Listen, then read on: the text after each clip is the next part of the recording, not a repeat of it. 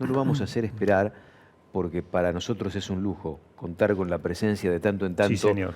de Salvador Di Stéfano, nuestro economista de cabecera. Salvador, bienvenido, buen día, ¿cómo estás? Buen día, ¿cómo les va? Gracias por comunicarse conmigo. Ustedes No, también son de cabecera, así que siempre lo estoy Vamos, escuchando. Salvador, vamos todavía. gracias a vos por estar. Salva, querido, ¿qué es lo que venís viendo y venís viendo bien la realidad macroeconómica de la Argentina? Nos contás de tanto en tanto cosas que después se dan. A nosotros nos sorprende más, a vos no tanto, el hecho de que Argentina haya emprendido un camino acelerado, valga la paradoja, de desaceleración de la inflación. Esta semana se van a volver a conocer los datos de la inflación de octubre. ¿Qué ves en este aspecto? Mirá, lo que veo es que la inflación se está bajando porque la inflación es un fenómeno monetario. En la medida de que vos tengas superávit fiscal y no emita dinero, la inflación va a tender a bajar. En noviembre, a ver, vamos a tener una muy buena inflación en el mes de octubre, pero en noviembre empezó rebeldona porque en la primera semana tenemos 2,5% de inflación. ¿Por qué? Porque tenemos 3,5% de aumento de regulados. O sea, los regulados siguen impactando dentro de la inflación y van a ser un problema. No obstante, creemos que la semana que pasó fue vital para el equipo económico. ¿Por qué? Porque bajaron una vez más la tasa de interés, la tasa de política monetaria está en el 35% anual y el dólar no aumentó, es más, bajó el dólar. Con lo cual, creemos que estamos en un escenario muy interesante para una baja sostenida de la inflación. Recuerden que el 23 de diciembre se elimina el impuesto país, con lo cual eso también Ujú. debería contribuir a una menor inflación en la República Argentina. Hay muchas noticias dando vuelta que son muy positivas, como por ejemplo la baja del riesgo país, como por ejemplo la baja del dólar, que eso vos sabés que baja el dólar y los precios también, digamos, se quedan más tranquilos, y también la posibilidad de un acuerdo con el Fondo Monetario Internacional que desembolse 11.000 millones de dólares. También es cierto de que vos estás entrando hasta ahora estuviste comparando una economía, digamos, 2024 contra la economía Plan Platita 2023. Entonces, digamos, vos tenías una economía Ujú. expansiva en el Sí. 2023. Y ahora cuando entre en diciembre vas a comparar una economía que está empezando a marchar 2024 con una economía estancada, porque en diciembre de 2023 asumía Milei y estaba la devaluación esta que llegó el dólar a 808, con lo cual los indicadores económicos van a ser muy positivos en los meses que vienen. Lo que pasa que, digamos, siempre hay que comparar 12 meses, y si siempre hay que comparar 12 meses, digamos, lo que vamos a tener es un crecimiento de la economía importante. Salvador, a ver, no me malinterpretes la pregunta, pero ¿es bueno que nos presten plata? Porque es como que el gobierno está encontrando la manera, sin emitir billetes, de acomodar la macroeconomía. Y por supuesto, cuando uno ve la noticia, vienen 11.000 millones de no sé dónde, todo eso hay que devolverlo después. No se puede continuar por un sendero más de austeridad sin pedirle plata a nadie. No, porque en ningún país está en condiciones de pagar la amortización de la deuda, salvo que vos aceptes que te cobremos más impuestos. Porque, digamos, o sea, vos tenés que pagar la amortización de la deuda. ¿Y cómo la va a pagar la amortización de la deuda? O sea, vos debés plata. Esa devolución de dinero, digamos, es imposible de llevar adelante en la actualidad.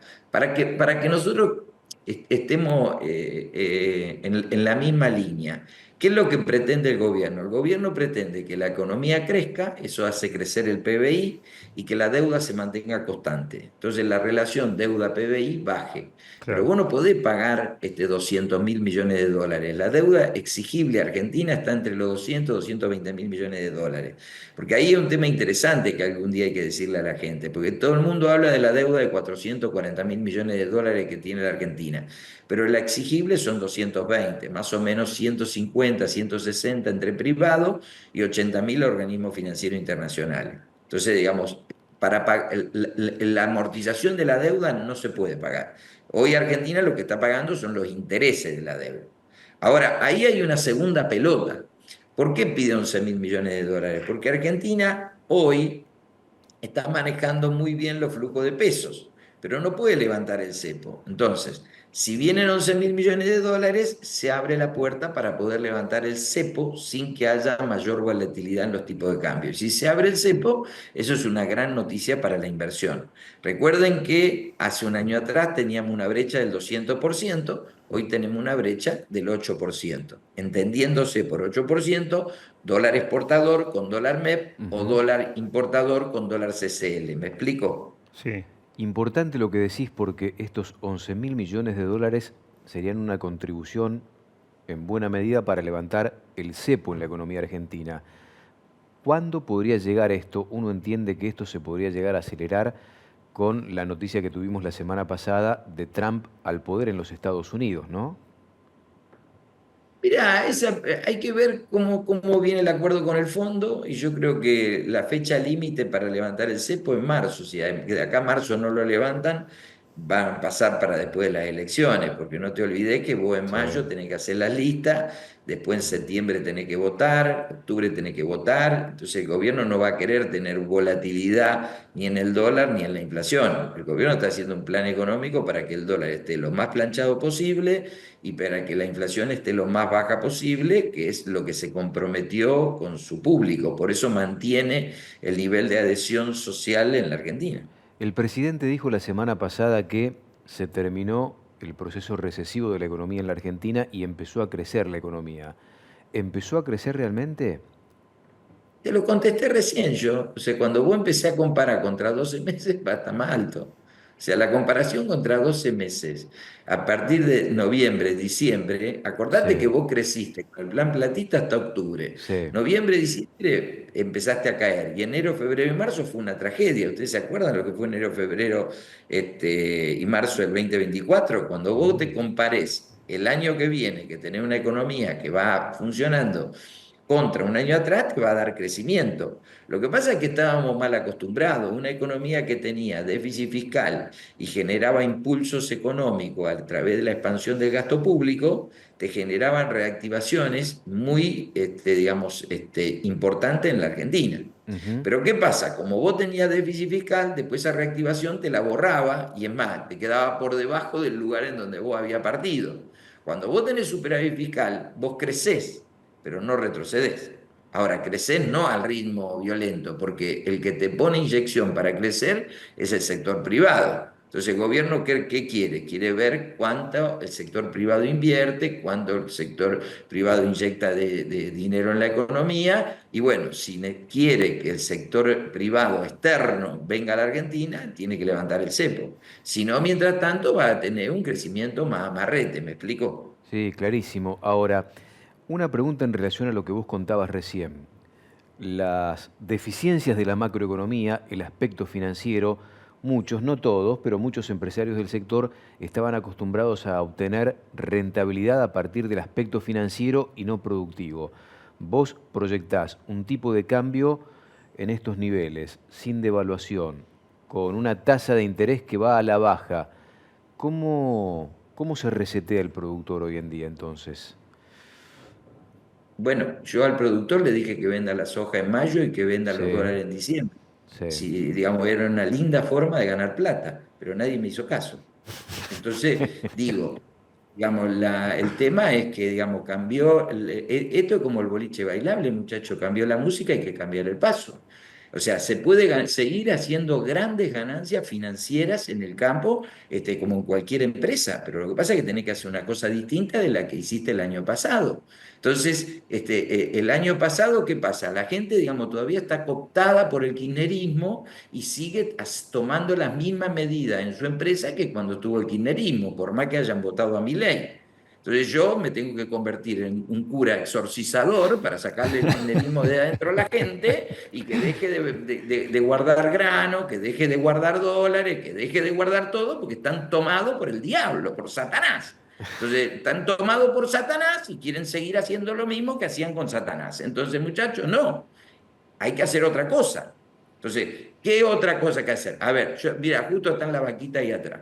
Sí. Yo que decía el año pasado, no mande un ternero a pastorear. ¿Por qué? Porque vos comprás el ternero, lo pones a pasto, cuando lo vendés, vos tenés una ganancia nominal, pero contra la inflación perdés. Y Sí. los ganaderos me odiaban. ¿Por qué? Porque yo decía esto.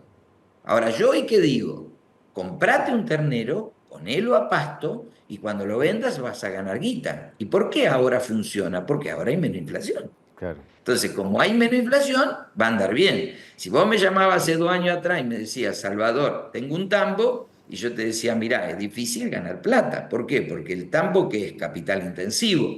Entonces, el mayor enemigo, ¿quién era? La inflación. Vos ahora venís y me decís, Salva, tengo un tambo. Qué buenísimo, va a estar ganando plata. Mirá, en el maíz barato, el ternero te lo pagan bien, la vaca conserva te la pagan bien, te están pagando 420, 450 pesos el litro. La verdad que si el año que viene sería igual que este para firmarlo, qué bueno, tenemos baja inflación, todo eso ayuda. Entonces, a ver, muchacho, cuando baja la inflación, todo el proceso de agregado de valor mejora. Ahora, ¿mejora en función de qué? Mejora en función de ir a escala. Los cerditos en julio valían 900 pesos, Ujú. hoy valen 1.800 pesos. Entonces, el punto es, Argentina se hizo capital intensiva. Yo no puedo tener un negocio dependiendo de una tasa de interés negativa contra la inflación. Nosotros contra el kirchnerismo tenía una tasa negativa para el ahorro y estafaban a la abuela que llevaba la plata al banco y beneficiaban al empresario que le daban una tasa de interés negativa. Hoy estamos en un gobierno que la tasa que le pagan a la abuela es positiva contra la inflación y el empresario tiene una tasa positiva contra la inflación. ¿Qué quiere decir? Que tiene que medir su empresa, la tiene que medir para saber si esa tasa le conviene o no le conviene. Cuando ustedes, mis queridos amigos, suben al auto, ¿qué es lo que tienen en el auto enfrente de ustedes? Tienen un tablero y ustedes para manejar, ¿qué miran? El tablero, miran la velocidad, el aceite, la temperatura, las revoluciones, miran cuánto tienen en el tanque de nafta, miran el consumo promedio. ¿Les gusta eso? Les gusta, nos gusta a todos.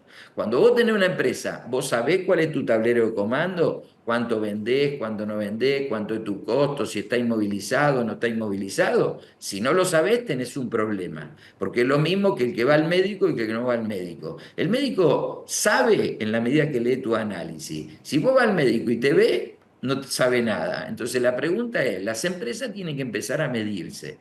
Este año, haber acumulado stock de soja fue un grave error, pero fue toda una discusión que todavía quienes lo decían lo contrario no lo reconocen. Porque yo te voy a contar una cosa, pues ya que estamos acá en confianza entre Dale, a ver. nosotros.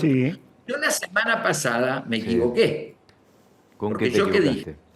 y porque dije que la elección estaba peleada entre Trump y Kamala Harris y Sí. podía ser una semana muy mala para los mercados porque la elección se podía judicializar.